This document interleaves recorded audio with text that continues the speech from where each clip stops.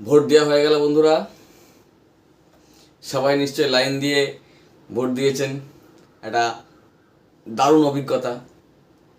কিন্তু লাইন না দিয়ে কীভাবে ভোট দেবেন তার কতগুলো টিপস আমি দিয়ে রাখছি, যাদের এখনও ভোট হয়নি তারা কাজে লাগাতে পারবেন। এটা আজকের অভিজ্ঞতা থেকে বলছি। লাইন না দিয়ে কিভাবে ভোট দেবেন। প্রথম, বাড়িতে যদি কোনো বয়স্ক বাবা মা থাকে তাহলে তাকে ধরে ধরে ধরে ধরে নিয়ে যাওয়ার ছল করে আপনি ঢুকে পড়তে পারেন। তারা যদি নিজে হেঁটে গিয়ে ভোট দিতে পারে তা হলেও তাকে ধরে ধরে নিয়ে যাবেন, তাহলে কী হবে, লাইন ছাড়াই আপনারা ভোটটা দিতে পারবেন। কিন্তু এটা কিন্তু একটুখানি লিমিটেশন আছে।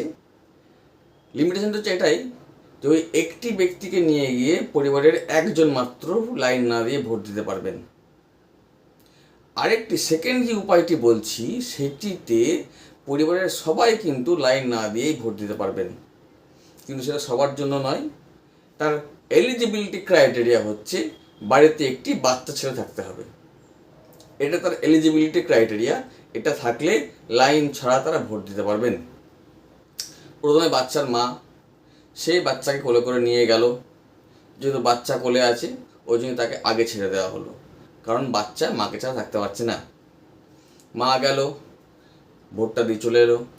সেই বাচ্চাকে নিয়ে বাবা গেল, বাবাকে আগে ছেড়ে দেওয়া হবে, কারণ বাচ্চা বাবাকে ছাড়া থাকতে পারবে না, ওই জন্য বাবাকে ছেড়ে দেওয়া হলো। তারপর ঠাকমাকে দেওয়া হলো বাচ্চাটা, সেই বাচ্চাটাকে নিয়ে ঠাকমা গেল, ঠাকমা গিয়ে ভোটটা দিয়ে এলো। তারপর দাদু গেল, দাদু গিয়ে ভোটটা দিয়ে এলো। সুতরাং একটি বাচ্চা থাকলে পরিবারের সকলে কিন্তু বিনা লাইনে ভোট দিতে পারবেন। এটাই ছিল টিপস, বিনা লাইনে কিভাবে ভোট দিতে পারবেন। আরেকটি হতে পারে,